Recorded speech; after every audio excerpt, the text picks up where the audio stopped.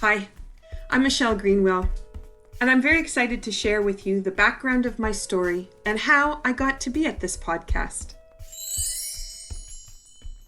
I want to take you on a little journey. It's a journey that we all take in our life, and it's one that includes the journey of living. This journey can begin with a body and a life that has no starting trials and tribulations, and it can be one that starts with a limitation of movement, an illness that might be life-threatening, or one that comes and goes throughout our days that hinders what we can do or participate in. Our journey will depend on our point of view for living, it'll depend on the actions we choose to take, and it will depend on our passion for living to get us through. It also depends on our relationships, our family support, our friends, colleagues, and our experiences with learning. Our stories are unique. Our choices in living are unique. And it's what we decide to do with the way we live that will decide our happiness, our feelings of success, and satisfaction with who we are. But we're also human, and we're part of a global community, and we all have childhoods, transitions through our teenage years, time as young adults, and let's call it the maturing process as we get into our later years.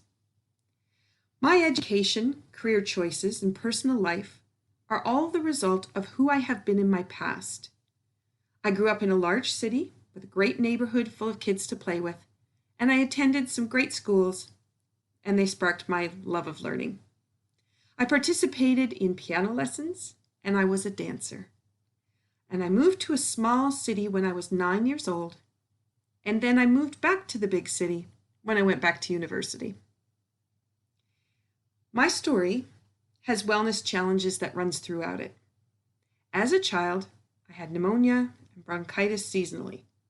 I had many allergies, inhalers, and my asthma was induced by exercise. At one point, I had to take weekly shots for all my allergies. My bedroom in my preschool years was wrapped in plastic, and my mom was washing the room down daily to keep the dust from causing me asthma and more illness. I spent a lot of time in my room.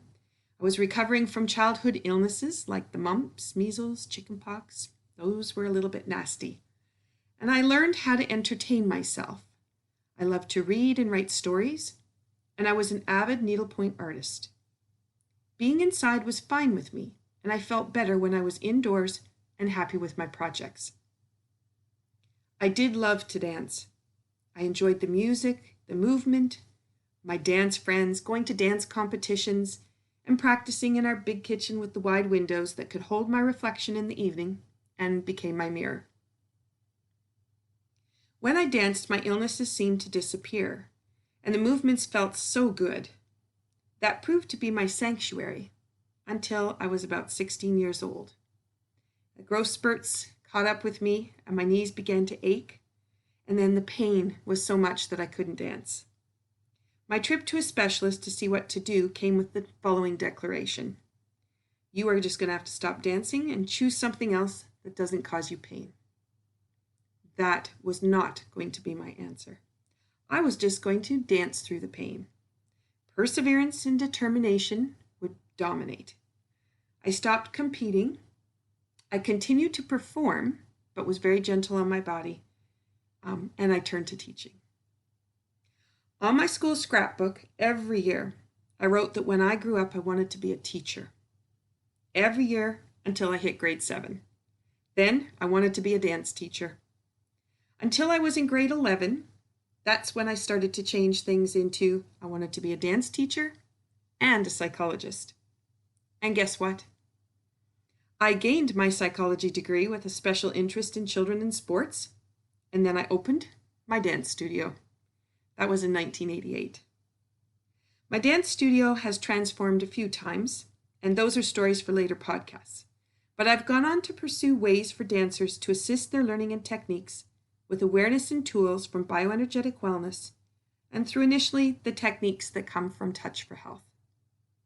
Created by a chiropractor, Dr. George Goodhart, and shared to the public by Dr. John Thie, this is based on the theories and science from Chinese medicine. These tools I've integrated into my exercises and choreographies to provide dancers with tools for their everyday wellness, as well as to support their passion for dancing with joy and no pain. This was inspired by a modern dancer who helped me learn the power of injury and how to overcome. This is Lynn Simonson. Lynn had a dance studio and company in New York City at the time that I met her. She was in her early 60s. And at the workshop I was at with Decidedly Jazz Dance Works, she said the words, "I have the privilege of my injuries." I thought she was crazy.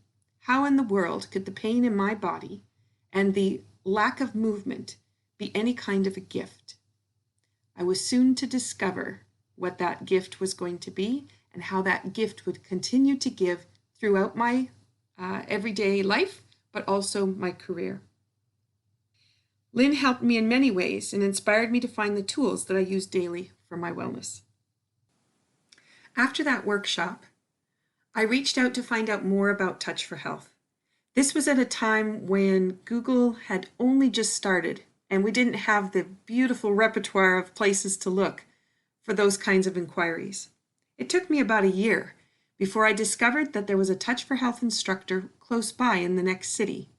I found Greg Webb, and over the next year, I spent a lot of time visiting him once a week for sessions to begin balancing and removing a lot of the trauma and stress within my body. And also, I began studying Touch for Health.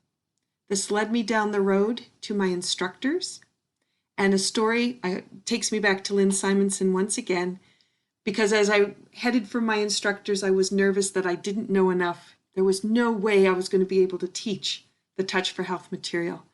And why was I heading in this direction? So I called Lynn and I told her my story and reminded her of our meeting. And she said just the most incredible words to me over the phone. She just said, "You know, everything you need to know is already inside you."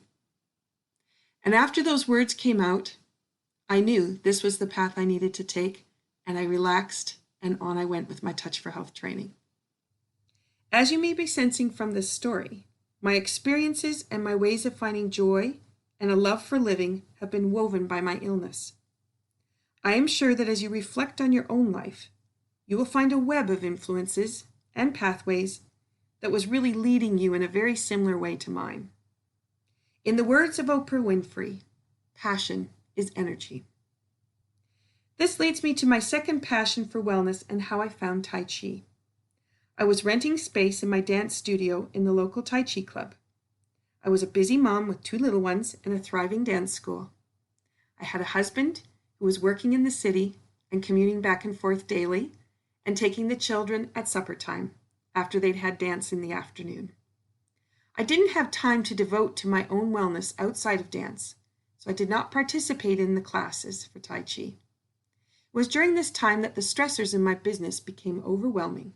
I was depressed and I ached all over. I was having kidney challenges. I later learned that this was a result of me not drinking enough water while I was teaching and the long days that I spent on my feet. At one point, the pain in my feet was so excruciating that I could no longer walk. A dance teacher that could not walk or speak loud enough for her students to hear, I needed a mic just to send my message out. But that's okay. I had perseverance and determination.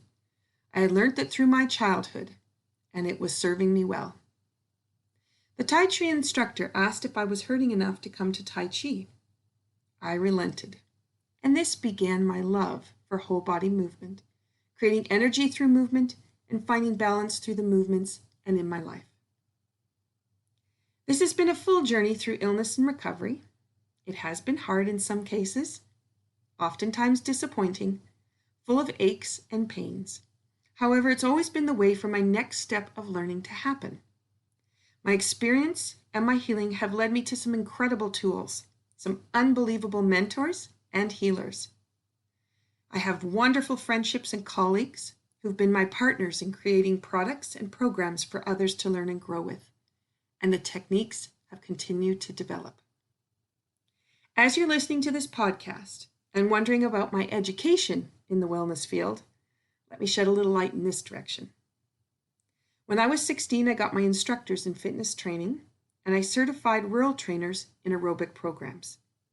I ran a fitness facility with my dance studio for almost a decade before becoming exclusively a dance director. Throughout this, I continued to study many different bioenergetic wellness tools like neuroreflex integration with Svetlana Maskatova, brain gym, therapeutic touch, all kinds of wonderful things about frequency and the power of music, and many others. I do have a Master of Science degree in Complementary and Alternative Medicine, and I'm currently finishing my doctorate in Integrative Health. This incredible journey of living has provided me with insights into the qualities of the human spirit that act with compassion and the wellness desire we all strive for in our bodies. How do we find that joy for living? How do we share it with the world? This is the juicy question. This podcast is a weaving of stories, tools for wellness, and finding the science and experience behind the tools. Each episode is designed to help you discover your path and realize the personal richness of your lived experiences. I wish to inspire in you the spark that creates you as you wish to be. My guests will provide you with conversations and unique perspectives on living well, so you can be well. In the words of Mahatma Gandhi, we but mirror the world. All the tendencies present in the outer world are to be found in the world of our body. If we could change ourselves, the tendencies in the world would also change. As a man changes his own nature, so does the attitude of the world change towards him. This is the divine mystery supreme, and a wonderful thing it is, and the source of our happiness. We need not wait to see what others will do.